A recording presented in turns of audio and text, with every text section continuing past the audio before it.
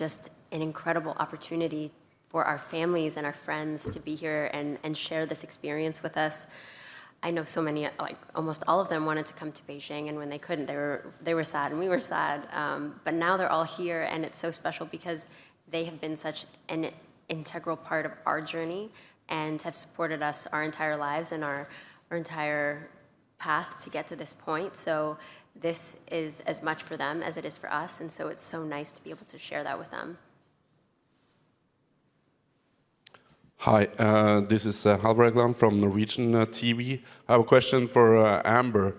You've kind of been one of the front figures of the LGBT community, and I think back in 2024, when Trump was elected, you said something, you were heartbroken, something like that. I understand that this might be a tough question to answer, but I will ask it anyway. So how do you feel about Trump's approach towards the LGBT community, and also how does it affect you personally?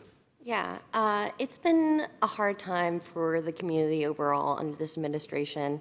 It isn't the first time that we've had to come together as a community and try and fight for our human rights. And now especially, it's not just affecting the queer community, but many other communities. And I think that we are able to support each other in a way that we didn't have to before, and because of that, it's made us a lot stronger.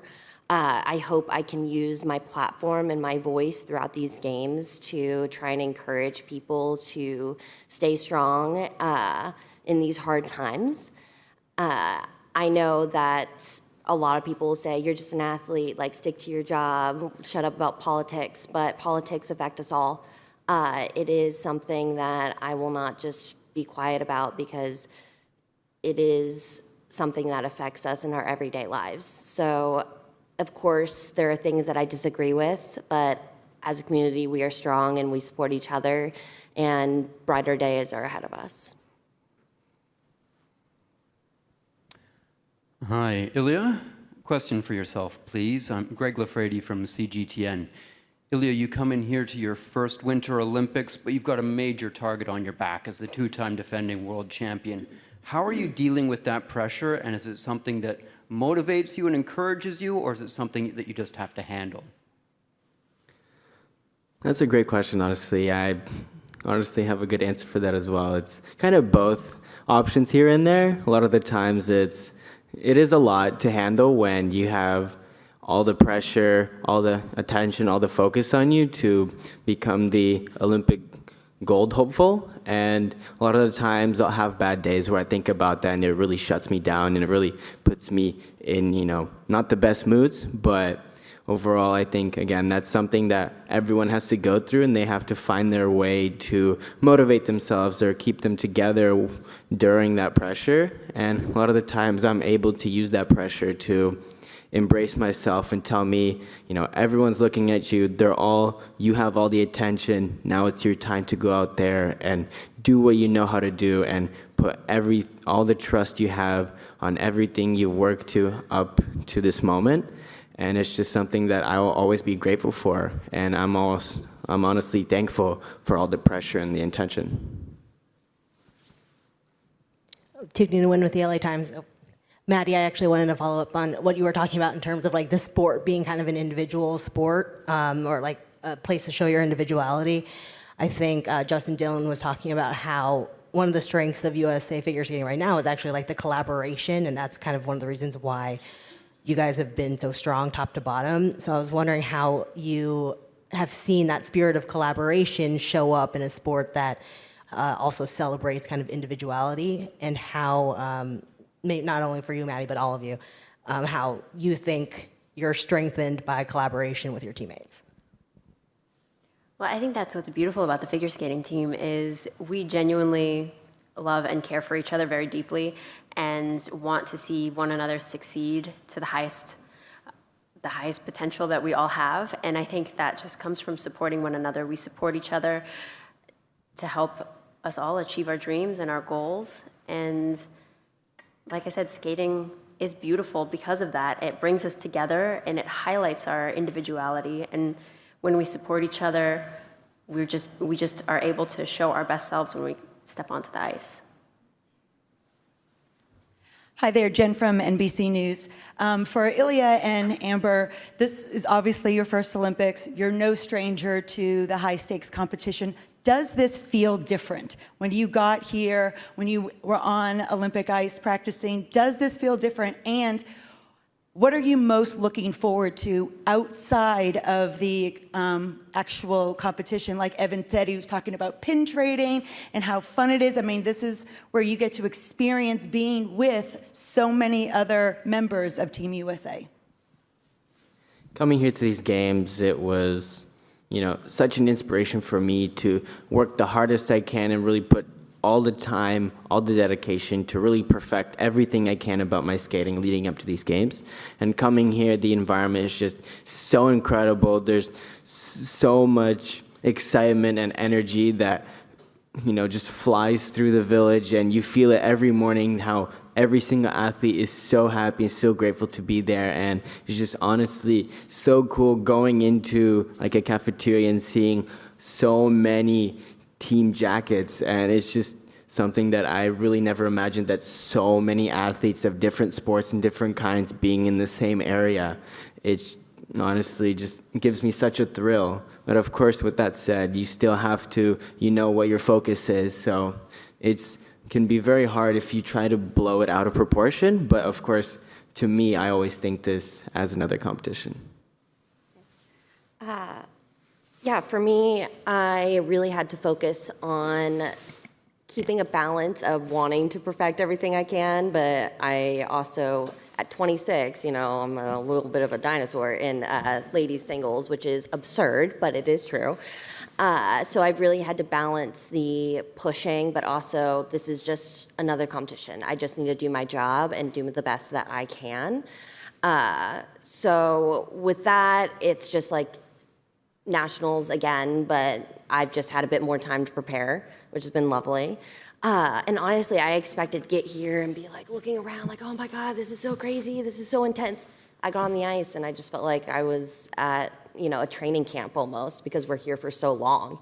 I feel like the intensity wore off pretty quickly, and now it's just a really cool, fun experience. Like we're at sleepaway camp, or like I haven't gone to college yet. I'm like waiting, and it feels like I'm in like a college dorm, and I'm like, oh my God, this is so cool. And there's like a dining hall, and like I've been doing like a lot of the pin trading. Like I have a whole bag. Like it's been so cool and so fun. I feel like a kid again, and I think overall this is just a unique opportunity. I mean, how many people can say they went to the Olympics? Like, not many. So I'm just trying to embrace that and remind myself that this is a great opportunity, not just a competition, but also I am here to do a job, so. Great, we'll have two final questions. We've got the Washington Post and AP. Sure. Hi everyone. Robert Samuels with the Washington Post. Two questions, actually, to follow up on the one before. Could each of you identify something that's surprised you so far about the experience? And the follow-up to that, is there anything that you're doing differently about the way you're approaching this competition, given all of the craziness that comes with being at the Olympics? I don't think much can surprise these two anymore. I don't mean to sound, I don't know, like, I mean, it's right on par with an Olympic Games as I've experienced them in the past, in the best way possible. And to your second question, we haven't changed much about our approach because, like these guys know, it's a skating competition and we've been doing it our entire lives. So to deviate from what has gotten us here would be a disservice to ourselves. So, yeah. I will say I was pleasantly surprised that we could foster plants in the village while we were here. It really brightens up our room, freshens up the air.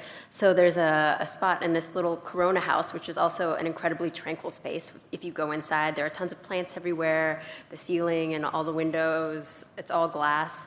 So you can just go in there and relax and listen to calming music, and then you can also take a little plant back to your room and feed it and water it, give it sunlight. And then at the end of your stay, you return the plant, and then they give it to a local from Milan, and the plant gets a new home. So I thought that was really beautiful and just a nice way, a nice little touch in the village. If anyone wants more information on that, please look at Isabel Oviedo's TikTok. It is a lovely video, and there is a part 2 to come. So shout out to that. You will be very entertained. Yeah, kind of what they've said. It's pretty similar to how we would approach any other competition. I mean, of course, everyone tells you that it's the Olympic Games. It's one of the biggest moments of your life.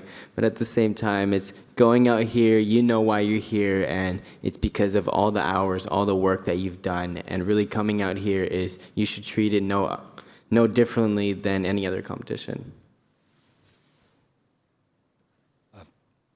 Sorry. James Ellingworth from the Associated Press. I'm sure you've all been aware of the saga around the Minions this week. You know, the music clearance issues, and obviously that cropping up ahead of the Olympics. How could you talk through perhaps how you and your team work to prevent that kind of situation from arising?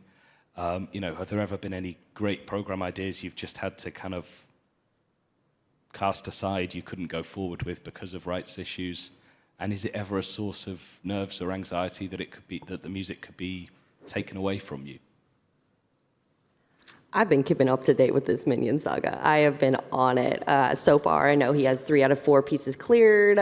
He's currently in talks with Pharrell Williams, music. I am on this. I told people they were going to see the Minions at the Olympics, and I don't want to be a liar. So I have been keeping up to date with that. And I also know, I know all the facts. He went on a website called Click and Clear that is an associate with the ISU, but then they said, no, it's not. It's we can't click. We don't know. We have tried our hardest to get everything cleared, do what we can, and honestly, a producer could just decide, never mind, no. We don't have 100,000% control over this is great, this is 100% clear. I think we do our best. I don't know if you guys had any music that wasn't cleared and that you're planning to skate to. But I've honestly just seen from what avenues I have available to me that it is clear, and then I'm just hoping and praying that I don't get an email saying, oh, by the way, they reached out and they said they don't want you to use it. So I think it's been a very strenuous process for many of us, but we have a great team around us that is supposed to kind of handle that, because we have a job to do. We have to go and ice skate. The people around us for me at least, I'm kind of hey, can you deal with that? I'm just going to go and do my job. So for me, I just focus on what I can control and what I can do, and let the people around me handle that kind of stuff.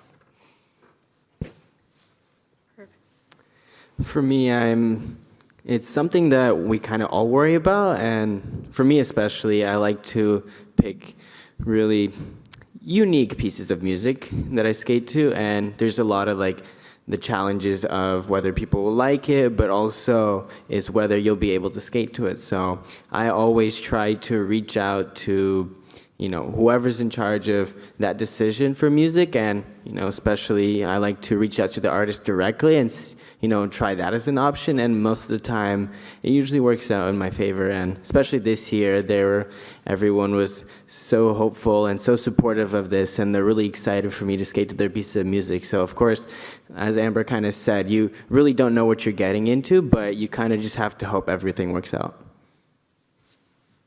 Yeah, if I do get a message from Madonna saying she doesn't want me to skate to her music, I'll just be excited to get a message from Madonna. So, but let's hope that doesn't happen. Great. On that note, thank you very much for joining us. If you stay seated, very shortly we will have our fellow Team USA speed skaters joining you on the podium. Yeah, let's do a group photo.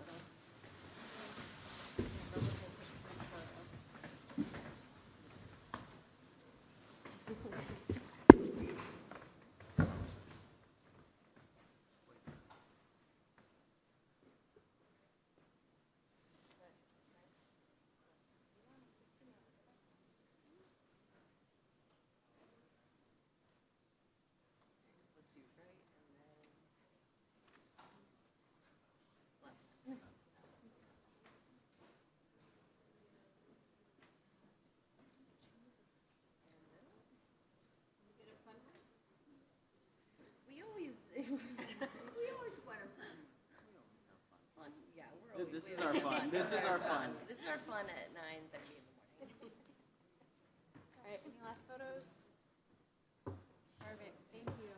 Awesome. Perfect. Thank you, guys. Thank you.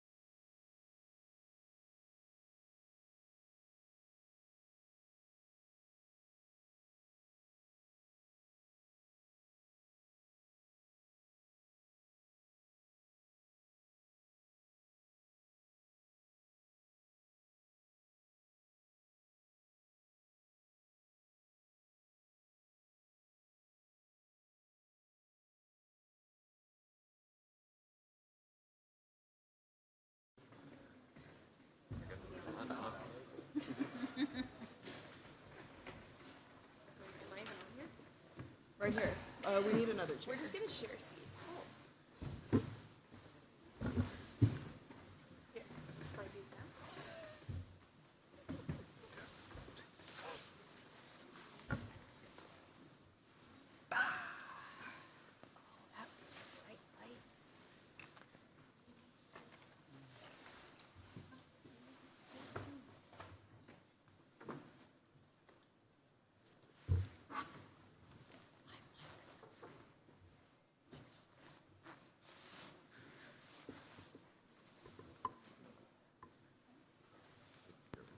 That's mine. Yeah. There's a board. You don't have one. All right, hello everyone, good morning. Thank you so much for joining us here today. My name is Alicia Rumler and I'm the press officer for the U.S. Long Track Olympic team. And I have the immense honor of introducing some of our 2026 Winter Olympic athletes on this morning's panel. I'll begin with a brief introduction of the athletes before we move to a guided discussion, and then we'll open to questions from the press. Jordan Stolz made his Olympic debut at just 17 back in 2022. In the years since Beijing, Stolz has won 10 World Championships medals, including 7 golds, 2 silver, and 1 bronze. In 2024, he set the 1,000-meter world record. Go down the line. Cooper McLeod is a 2025 World Championships medalist in the 500-meter and team sprint, and this is his first Olympic Games. He'll be competing in 2 events, the 500-meter and the 1,000-meter. We have Erin Jackson, who is the 2022 Olympic champion in the 500-meter. This Olympics, Erin will defend her gold and add the 1,000-meter distance as well. This is Erin's 3rd Olympic Games, and she will also be the Team USA flag bearer in the opening ceremony. Casey Dawson, Emery Lehman, and Ethan Seperin make up the U.S. men's team pursuit team. They are 2022 Olympic bronze medalists, and since 2022, they have become world record holders and world champions in the team pursuit. All 3 are at the top of their game in individual events as well.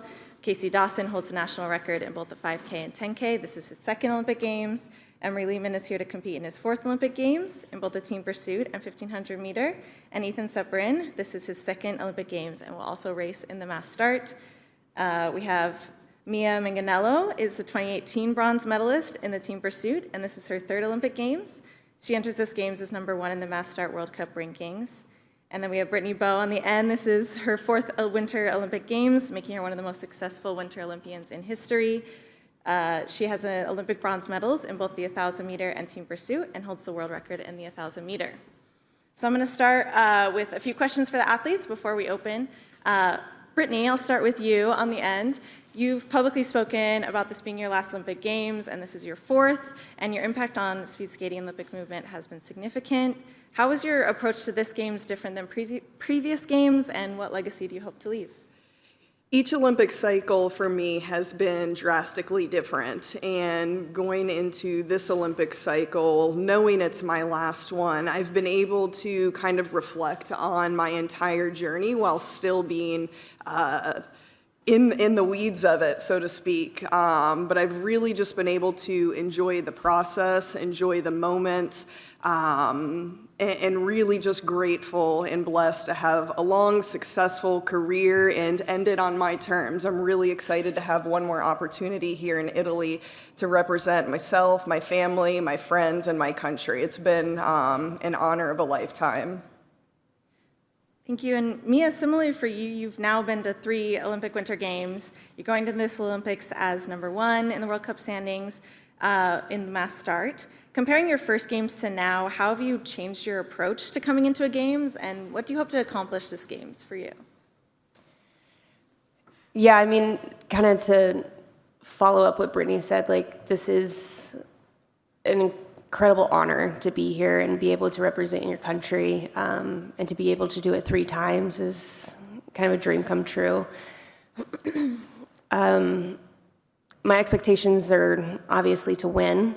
I had an amazing season this year leading up to these Games, and it's something that I've devoted my life to, and it's nice that with this being my last Games, it's all kind of rising to the top at the moment. So, but I'm hoping just to enjoy it, be present, yeah, and just enjoy it. Thank you so much. And Erin, I'll jump to you really quick. You're returning to defend your 500-meter gold medal. You've talked about loving the pressure and how you thrive with it, and you've also been incredibly resilient, overcoming injuries this year. What is it about the Olympics and sports that keeps you reaching for more? Excuse me.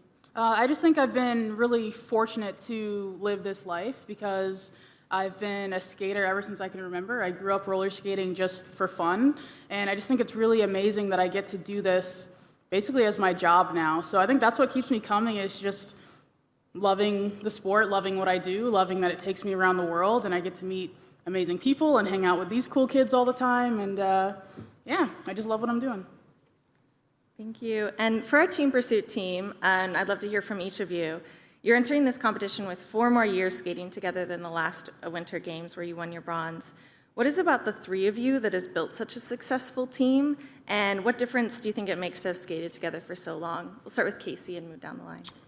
Yeah, I think what makes us such a successful team is that we skate together every single day and we put in the work and it pays off.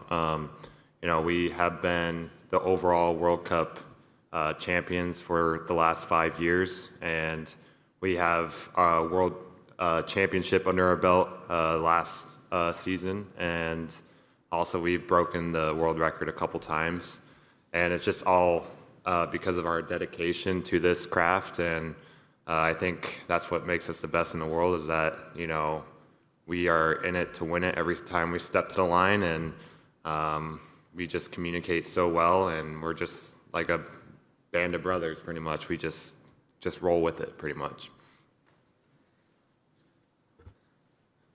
Yeah, I would say completely agree with Casey. I would add that we're just willing to go to war with each other and for each other. Even on our individual days, we understand that, we're all one piece of a whole, that, we can't do this without each other, that we wouldn't be as strong of individual skaters without the work of each other. At one point, this is just an idea, it was a dream, and, it's really bonded us together to see it through and see Emory through, and, we just want to make it happen out there. Yeah, I think our coach does a good job of instilling that team effort and kind of putting us together and making it happen. So I think that's the biggest difference between us and some of the other teams is we really we do a lot of bonding and training together, but I think we also just place a lot of importance on the event, and I think that's kind of shown in our results over the years. Perfect, thank you. For Cooper, coming down towards the end of this line, this past season you won a bronze medal at World Championships, and you're now here at your first Olympic Games. What are you looking forward to most with the competition here at the Olympics? And has there been any advice given to you by your fellow athletes that you're taking into this Games? It's been a lot. I'm very excited to get to compete here. It's the best stage to compete in the world, top athletes in the world, so very excited to get the opportunity to do all that. And the biggest piece of advice has just been stay in the moment. You don't get the opportunity to do this every single year, so it's every 4 years you need to take advantage because you don't know if you get the chance to come back. So I'm going to try to do that. And have you received any advice from your fellow athletes? just stay in the moment. There's a lot of noise going on outside. There's a lot of stuff just around that is just not competing. So just trying to simplify and do what we train to do every single day. Love that. And then finishing off here with Jordan. Jordan, your first Games was in Beijing. You were one of the youngest Olympians there. Now going into this Games with 4 years of experience and incredible success, what are you doing differently in your approach? Well, it feels nice to be back at the Olympic Games, and I've had 3.5 years, technically 4 years, to prepare for another one. So a lot of things have happened along the way, and each year has just been kind of like you learn a little bit more, and it's more I can bring into this season, and I think right now I'm exactly where I would want to be. Thank you so much. We'll now have about 15 minutes to get questions from the press here. If you have a question for the panelists, please raise your hand. You will be given a microphone when I call on you. If you could please introduce yourself, say who your question is for, that would be appreciated. We could start up here in the front. The microphone right here. Hi, Jen Croto with NBC News. My question is for Aaron. Can you just take us through the moment when you found out you were chosen as the flag bearer and just what that means to you and, it being, another Olympics for you and stuff, and just how you're all feeling and just what it means? Yeah, I mean, it's a really big honor, and I'm super grateful, especially, being chosen by my teammates, and then the moment when I found out, I was actually at practice with my team, which was really cool. So our coach kind of sat us down on the edge of the ice and announced it to the team. And it was just a really cool moment. And having Brittany right next to me because she was the flag bearer for the last Olympics. So yeah, just trying to keep the legacy going.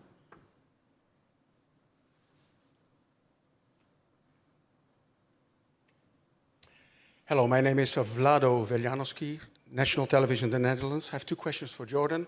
It's hot in the speed skating arena. What's your opinion about that? That it's hot inside? Yeah. Oh, I think it's fine. I'd rather have it warm than it being really cold, as long as the ice is good. When will these Olympics be successful with you?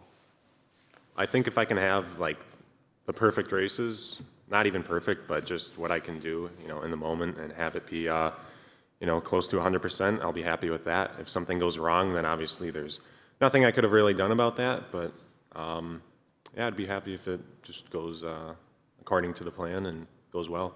But how many medals? I would like, obviously, in the best case scenario, I'd like to have 4 medals. I can't say which color they're going to be. Who's your biggest opponent? The Dutch, the Polish guy, or yourself?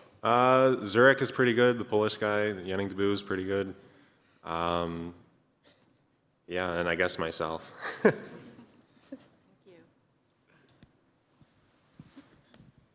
Hi, Deanie Wimmer from KSL TV. My question's for Cooper. I'm sorry, Casey also and Cooper.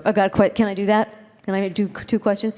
Casey, when we talked last fall, you had mentioned that you just hoped you could race and focus on your race and not all the things swirling around. Will you tell us kind of some of those things that you were dealing with in the last Olympics, and if you've been able to focus on just your race? Yeah, last Olympics, were kind of a trial run for me. And also the whole COVID pandemic has kind of tainted that experience for me with showing up late and, not being able to race all my distances. I was 21 then, kind of still the rookie on the team. And, I missed my 5,000 meter event and showed up 12 hours before my 1,500. And now this time around, I'm actually able to compete in every single event that I qualified for. I'm skating in 4 events, the 5K, 10K, team pursuit, and the 1,500. And I'm just looking to, give it my all. I'm in the best shape I've been in ever. I, have a gold in the World Cup this past season in the 5,000 meter.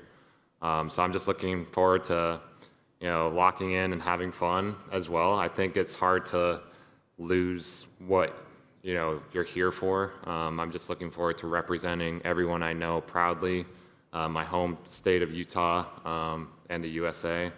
It's always an honor to wear the flag on my back whenever I race. Thank you. Cooper, we talked last fall, and you talked about how just missing by a fraction of a second had really made you train with a vengeance and made you stronger. Talk about how you're feeling going into these games. I'm very excited, missed out by, I think, 0.05 of a second at our last Olympic trials. And getting to see all my teammates up here get to experience all these things 4 years ago was pretty big and motivating. You have 2 options. You can either, when something like that happens, you can either be sad and quit, or you can buckle down and improve. So each year has been a big reflection point, each off-season of how can I get better a little bit at a time. So I'm very excited to get to go and show all the improvements I've made this time around.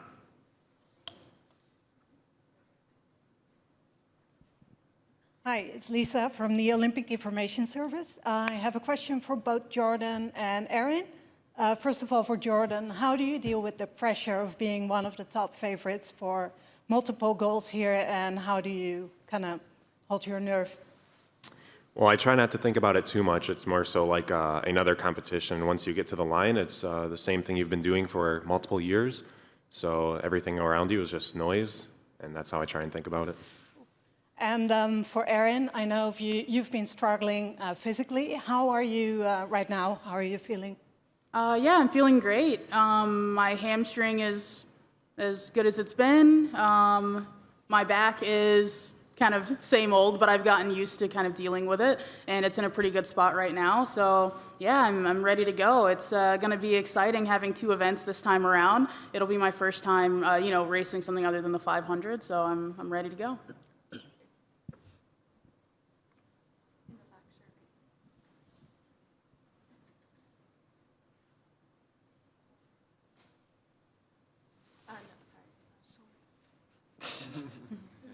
You have to raise your hand higher. Good morning, everybody. I'm Juliette McCurr with the New York Times.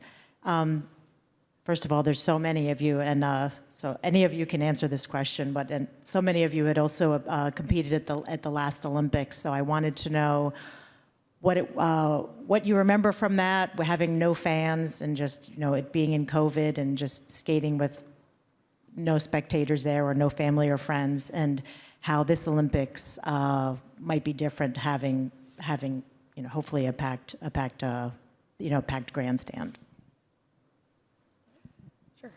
I know for me, winning a medal in Beijing actually felt quite empty. It made me realize that I'm doing this for so many more people than just myself.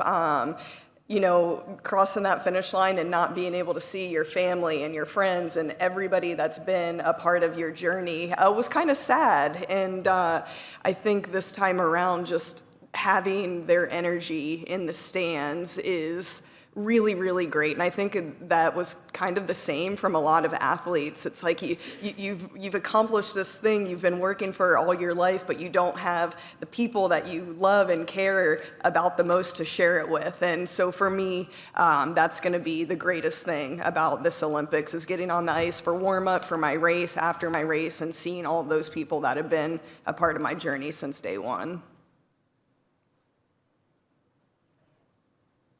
So, very excited to have family and everybody here because for myself, like my dad was one of my first coaches, and my oldest brother Eric was also one of my first coaches. And so, you know, having people that have been such an essential part to my career and just, you know, well-being, there's no one else I'd rather have to share the experience with, and hopefully, you know, life-changing moments, and just have them be able to experience and see it and live it as well and see it through.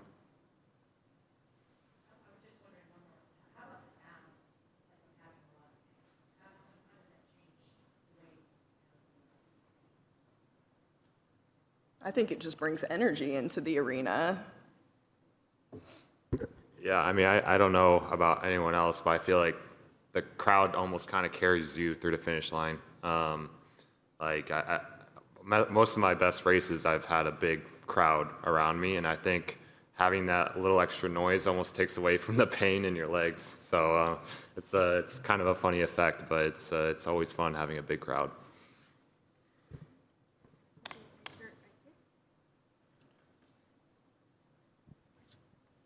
James Ellingworth from the Associated Press.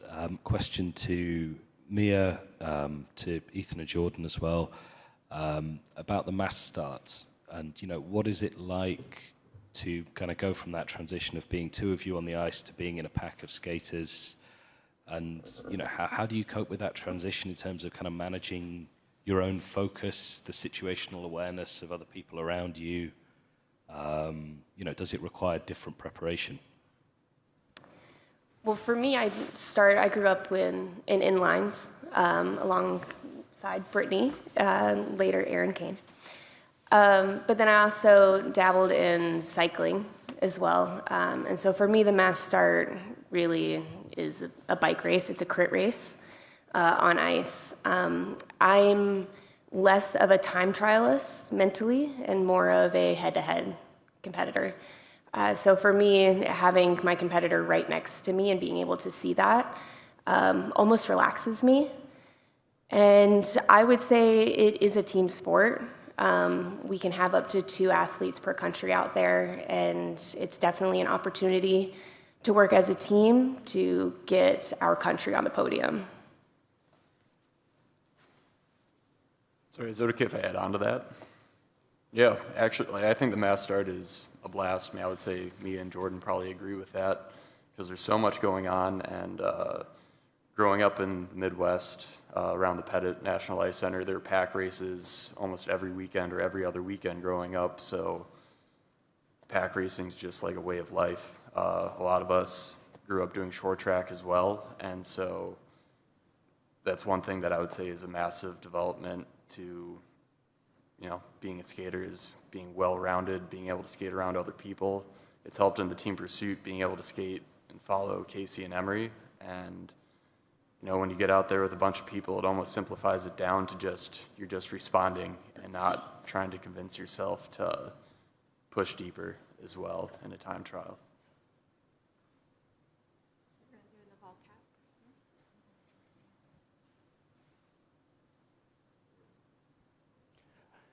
Sean Gregory from Time. Aaron, real quick on the flag bearer. Was there any sense of surprise when you heard you were getting the pick, or did you knew it might be coming? Let's see. Well, I knew that I had been nominated by the speed skating group as their nominee, I guess. Say nominee twice.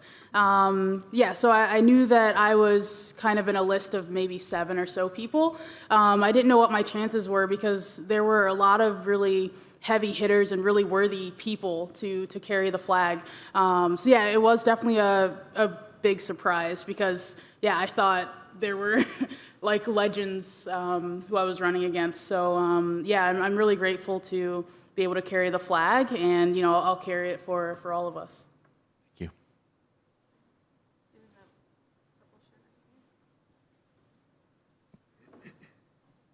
Hi, I'm going to stand because I'm sort of hiding back here. I'm Greg Lafredi from CGTN.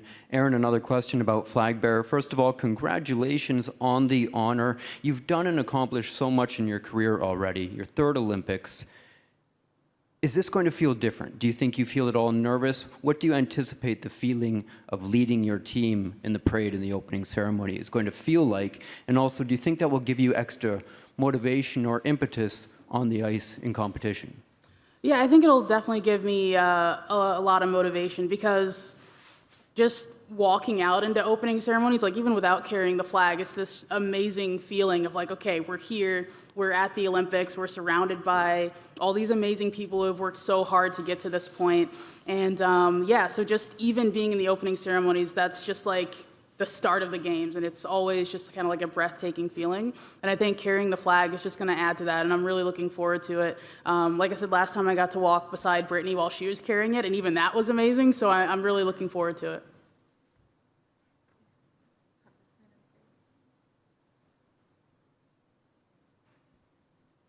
Eddie Kleiman, Anchorage Daily News. Question for Jordan. As you look upon achieving these big lofty goals, you've spent a lot of time in Alaska in the off season from the time you were younger, just getting started in the sport right up until now. I'm wondering how that has helped you, how that has shaped you as a person, as a competitor, as a skater.